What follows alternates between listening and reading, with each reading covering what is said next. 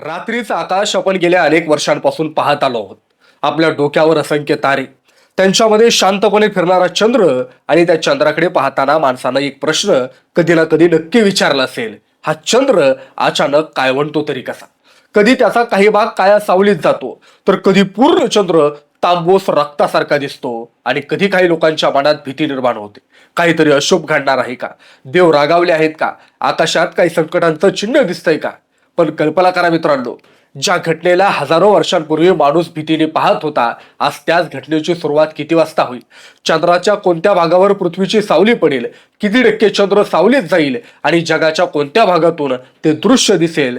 हे आपण आधीच अचूक सांगू शकतो का? कारण आकाशात घडणारी ही जादू नाही, ही गणिताची, प्रकाशाची, सावलीची आणि विश्वाच्या अचूक हालचालींची कहाणी आहे. आणि म्हणूनच 28 ऑगस्ट 2026 रोजी होणाऱ्या चंद्रग्रहणाकडे केवळ एक धार्मिक किंवा पारंपरिक घटना म्हणून पाहण्यापेक्षा आज आपण एका वेगळ्या नजरेनं या चंद्रग्रहणाकडे पाहणार आहोत. चंद्रग्रहण नेमकं घडतं तरी कसं? प्रत्येक पौर्णिमेला ग्रहण का लागत नाही? चंद्राचा स्वतःचा प्रकाश नसताना तो आपल्याला उजळलेला का दिसतो? पूर्ण चंद्रग्रहणात चंद्र लाल का होतो? पृथ्वीची सावली चंद्रापर्यंत पोहोचते तरी किती दूर? आणि सगळ्यात महत्वाचं म्हणजे 28 ऑगस्ट 2026च्या ग्रहणाची वेळ भारतात सकाळची असताना ते भारतातून दिसणारच नसेल, तर भारतीय वेळेनुसार आपण त्या ग्रहणाची सुरुवात आणि शेवट का सांगतो? आणि आणखी एक महत्वाचा प्रश्न, आपल्या पूर्वजांनी ग्रहणाला इतकं महत्व का दिलं? या प्रश्नांची उत्तर शोधताना आपल्याला केवळ चंद्रग्रहण समजणार नाही, तर माणूस आकाशाकडे पाहून विश्व समजून घेण्याच्या प्रवासाची एक विलक्षण कहाणी समोर येईल. नमस्कार, मी निलेश जगताप. तुम्ही पाहताय महाराष्ट्र वार्ता. आज महाराष्ट्र वार्ताच्या माध्यमातून आकाशातल्या त्या सावलीची, जिच्या मागे आहे सूर्य, मध्ये आहे पृथ्वी आणि समोर आहे आपला चंद्र. मित्रांनो, चला तर बघ, सुरुवात अगदी मूलभूत प्रश्नापासून करूया. चंद्रग्रहण म्हणजे नेमकं काय? चंद्र हा स्वतः प्रकाश निर्माण करणारा तारा नाही, तो पृथ्वीची नैसर्गिक उपग्रह आहे. तो खडकाळ पिंड आहे. त्याच्यावर सूर्यप्रकाश पडतो आणि त्या प्रकाशाचा काही भाग आपल्या दिशेने परावर्तित होतो. म्हणून रात्रीच्या आकाशात आपल्याला चंद्र चमकताना दिसतो. आता एक साधं दृश्य डोळ्यासमोर आला. एका बाजूला सूर्य आहे, मध्यभागी पृथ्वी आहे आणि दुसऱ्या बाजूला चंद्र आहे. सूर्याचा प्रकाश पृथ्वीवर पडतो, पण पृथ्वी ही अपारदर्शक वस्तू असल्यामुळं तिच्या मागच्या बाजूला सूर्यप्रकाश थेट पोहोचू शकत नाही. त्यामुळे पृथ्वीच्या मागे सावली तयार होते. ही सावली अंतराळात पुढे जाते आणि जर चंद्र या सावलीतून गेला तर चंद्रग्रहण होतं. यालाच खगोलशास्त्रीय भाषेत चंद्रग्रहण म्हणतात. नासाच्या मते चंद्रग्रहणाच्या वेळी पृथ्वी सूर्य आणि चंद्राच्या मध्ये येते आणि पृथ्वीची सावली चंद्रावर पडते. चंद्रग्रहणाचे 3 प्रमुख प्रकार मानले जातात: उपछाया, आंशिक आणि पूर्ण चंद्रग्रहण. पण इथं एक अतिशय महत्वाचा प्रश्न निर्माण होतो.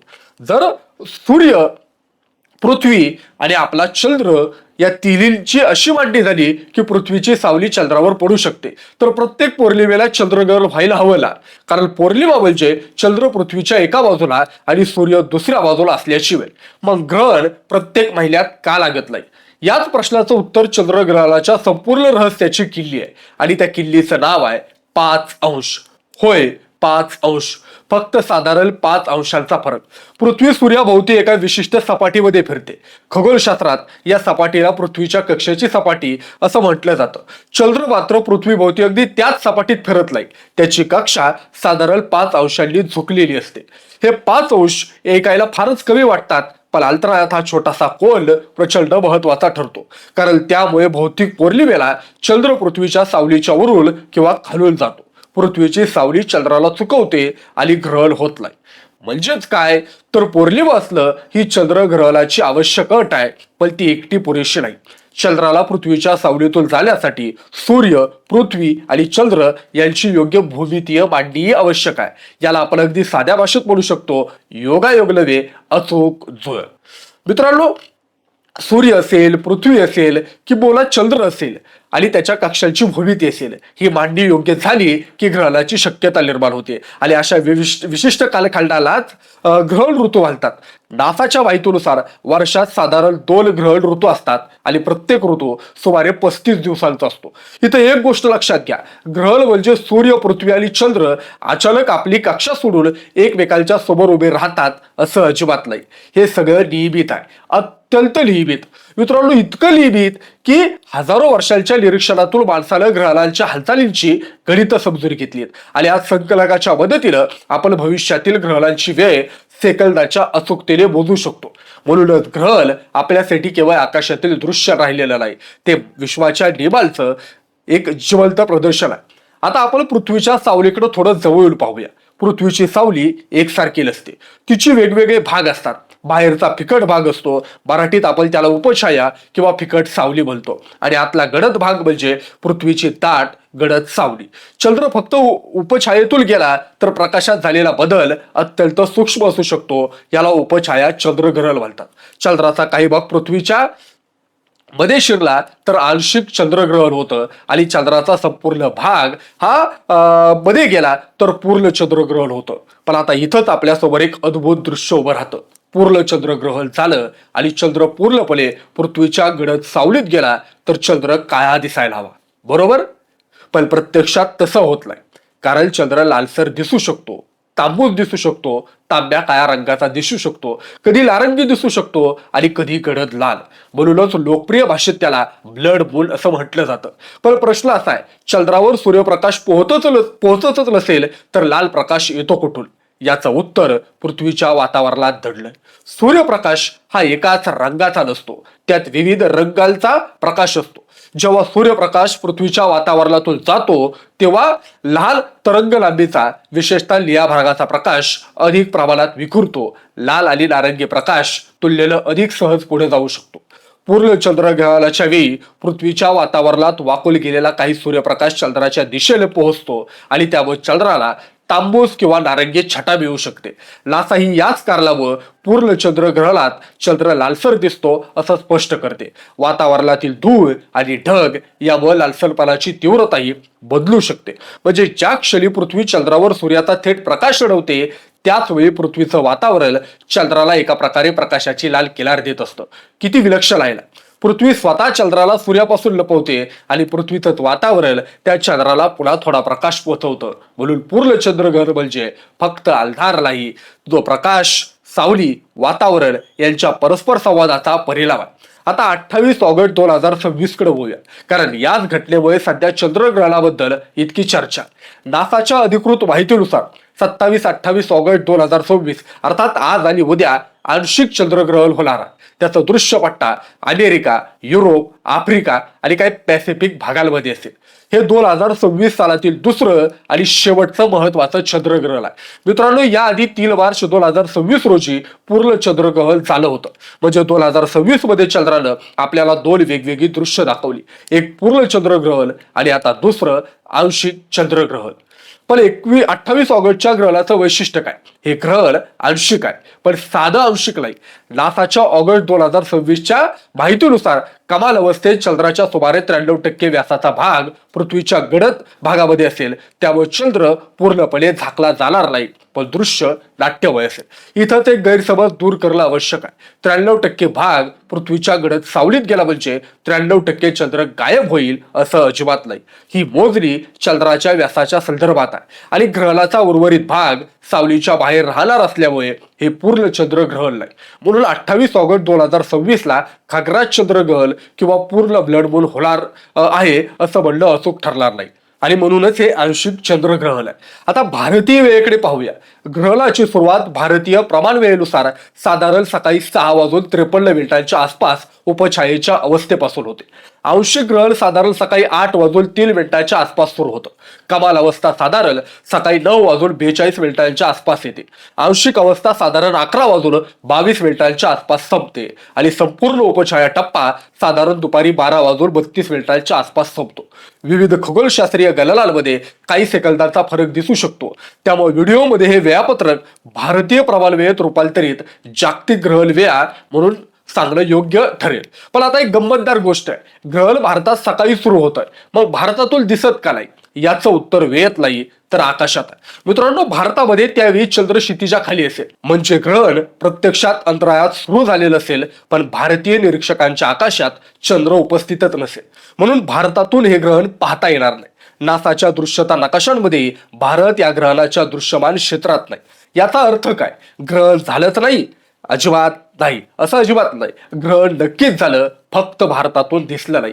ही दोन वेगळी विधानं आहेत आणि विज्ञान समजून घेताना हा फरक अत्यंत महत्वाचा आहे. सूर्योदयाच्या आधी चंद्र क्षितिजा खाली गेला असेल तर तुमच्या शहरातून तुम्ही ग्रहण पाहू शकणार नाही, पण त्याच वेळी पृथ्वीच्या दुसऱ्या भागात कोणीतरी तेच ग्रहण प्रत्यक्ष पाहत असेल. म्हणून चंद्रग्रहण हा सूर्यग्रहणापेक्षा एक वेगळा अनुभव आहे. चंद्रग्रहण पृथ्वीच्या रात्रीच्या बाजूच्या मोठ्या भागातून दिसू शकतं.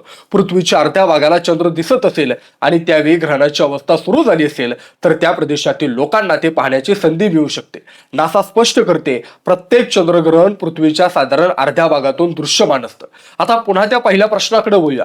चंद्रग्रहण किती वेळा होतं? याचं उत्तर एवढं साधं आहे की दरवर्षी 2. चंद्रग्रहणाची संख्या त्याच्या प्रकारावर आणि वर्षातील ग्रहण ऋतूंवर अवलंबून बदलते. नासानुसार दरवर्षी किमान 2 आंशिक चंद्रग्रहण होतात, तर पूर्ण चंद्रग्रहण तुलनेनं दुर्मिळ असतात. पण प्रत्येक ग्रहण प्रत्येक ठिकाणाहून दिसत नाही. हे पुन्हा पृथ्वीच्या गोलाकार आकारामुळे आणि चंद्राच्या स्थानामुळे ठरतं. समजा एका क्षणी चंद्रावर पृथ्वीची सावली पडते, पृथ्वीच्या एका बाजूला रात्र आहे, त्या भागात चंद्र आकाशात दिसत असेल, पण पृथ्वीच्या दुसऱ्या बाजूला दिवस आहे, तिथं सूर्य आकाशात आहे, त्या प्रदेशातील लोकांना चंद्रग्रहण दिसणार नाही. म्हणजेच काय, एकच ग्रहणासाठी कुणासाठी आकाशात चंद्र लाल होतो तर कुणासाठी त्या दिवशी साधा दिवस असतो. आकाशातील घटना सार्वत्रिक असते, पण तिथं दृश्य अनुभवणं स्थानिक असतं आणि याच ठिकाणी आधुनिक खगोलशास्त्राची ताकद जाणवते. आज आपण ग्रहणाच्या वेळा सांगताना केवळ ग्रहण सकाळी 5:53 सुरू होईल एवढंच सांगत नाही. आपण विचारतो कुठल्या शहरातून?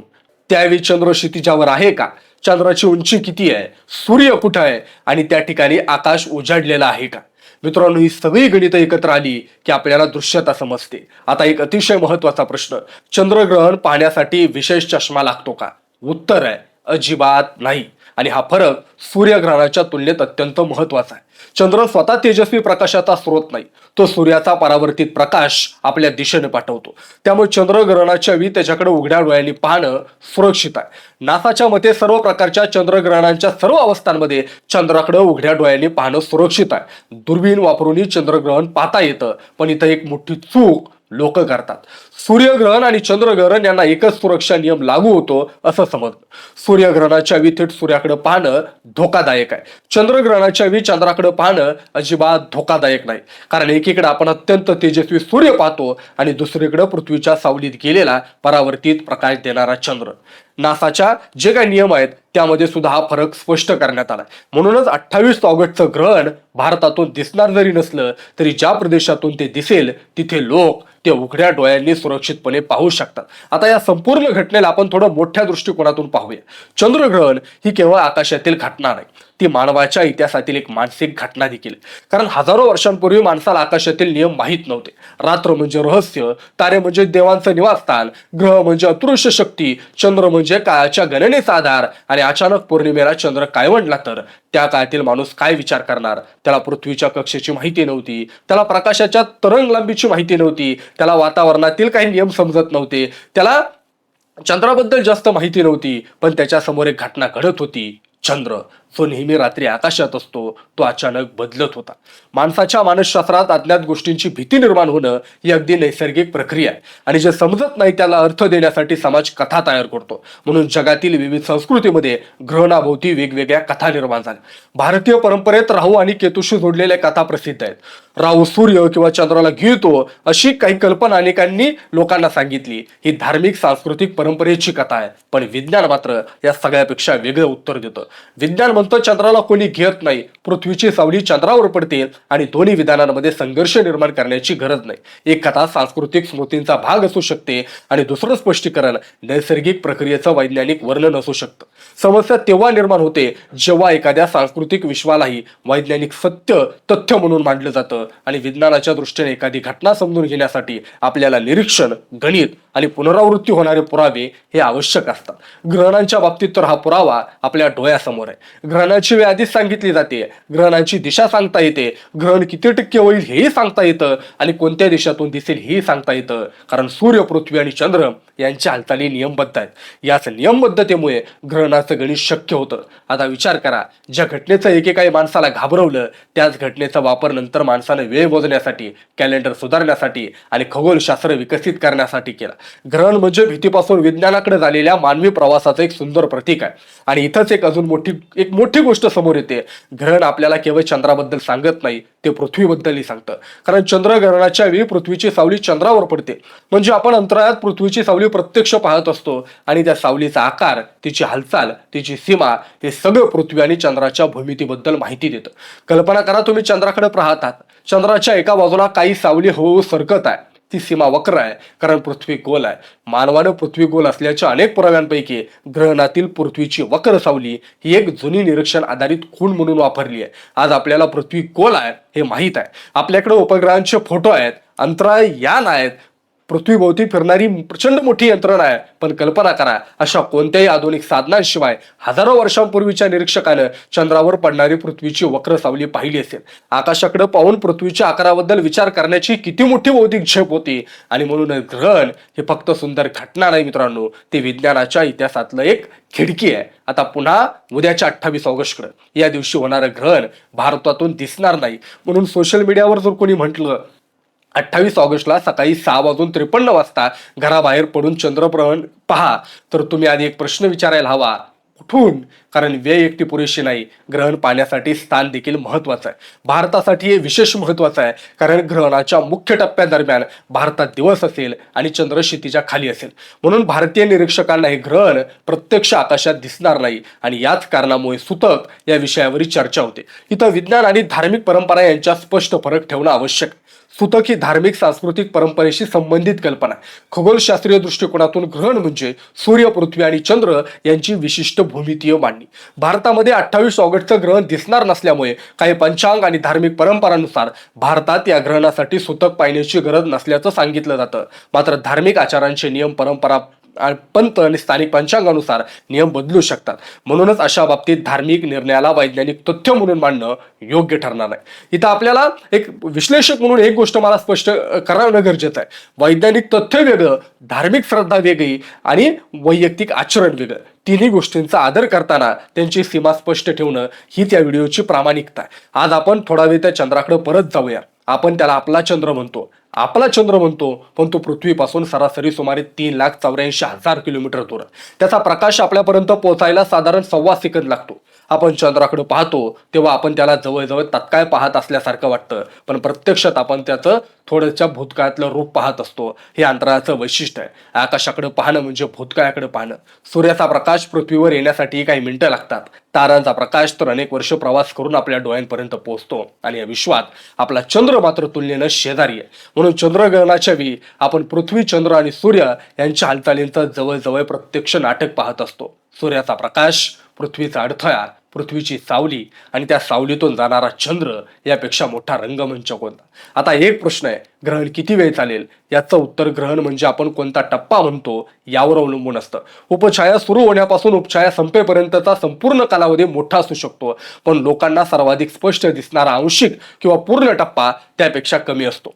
28 ऑगस्ट 2026च्या घटनेत संपूर्ण उपछाया टप्पा सुमारे 5.5 तासांचा आहे, पण आंशिक ग्रहणाचा प्रमुख टप्पा साधारण 3 तासांपेक्षा थोडा अधिक आहे. यामुळे ग्रहणाच्या बातम्यांमध्ये ग्रहण 5 तास चालणार असं म्हटलं तर त्याचा अर्थ स्पष्ट करणं महत्वाचं आहे. कारण 5 तासांचा संपूर्ण कालावधी आणि डोळ्यांनी स्पष्ट जाणवणारा ग्रहणाचा मुख्य टप्पा एकच गोष्ट नाही. ही महत्वाची गोष्ट आहे. आज या व्हिडिओच्या माध्यमातून एक शब्द जर चुकीचा गेला आणि तर प्रेक्षकांच्या मनामध्ये वेगळी प्रतिमा निर्माण होऊ शकते आणि म्हणून ही प्रत्येक गोष्ट, संकल्पना स्पष्ट करणं माझ्यासाठी महत्वाचं आहे. आता विचार करा, उद्या 28 ऑगस्टची सकाळ आहे.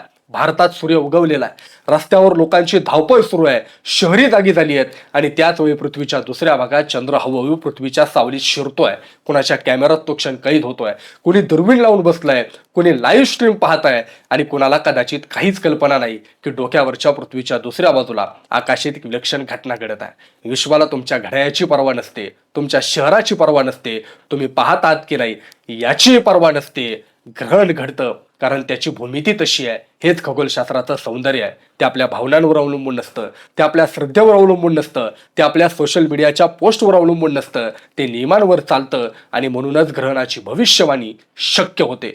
आज आपण एखाद्या ग्रहणासाठी शेकडो वर्षांपासूनची गणना करू शकतो कारण चंद्राची कक्षा, पृथ्वीची कक्षा आणि सूर्याशी त्यांचं नातं पूर्णपणे यादृच्छिक नाही. निसर्गात नियम आहेत आणि विज्ञान त्या नियमांना समजून घेण्याचा प्रयत्न आहे. इथंच ग्रहण आपल्याला एक मोठा धडा देतं.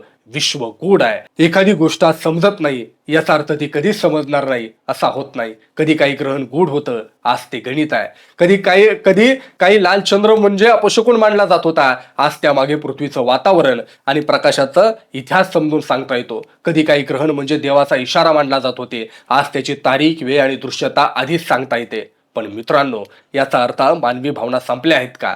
तर नाही.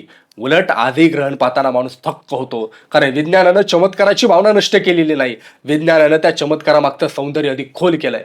आपल्याला माहित आहे चंद्र लाल का दिसतो, पण तो लाल होताना पाहताना अंगावर काटा येत नाही असं अजिबात नाही. आपल्याला माहित आहे पृथ्वीची सावली चंद्रावर पडते, पण ती सावली हळूहळू पुढे जाताना पाहण्याचा अनुभव अजूनही विलक्षण आहे. आणि म्हणूनच विज्ञान आणि आश्चर्य एकमेकांचे शत्रू नाहीत. खरं विज्ञान तर आश्चर्य आणखी वाढवतं. आता या कथेतील एक छोटासा गैरसमज कायमचा दूर करूया. ग्रहणाच्या चंद्राकडे पाहिलं तर डोळ्यांना इजा होते. चंद्रग्रहणाच्या बाबतीत हे 100% चुकीचं आहे. चंद्रग्रहण उघड्या डोळ्यांनी पाहणं सुरक्षित आहे, पण ग्रहण हा शब्द ऐकून सूर्यग्रहणासारखे नियम चंद्रग्रहणालाही लागू करणं योग्य नाही. सूर्याकडे थेट पाहणं धोकादायक आहे. चंद्रग्रहणाच्या बाबतीत मात्र असं अजिबात नाही. अशाच प्रकारच्या व्हिडिओ पाहण्यासाठी आपल्या महाराष्ट्र वार्ता चॅनलला सबस्क्राईब करा ही विनंती. धन्यवाद.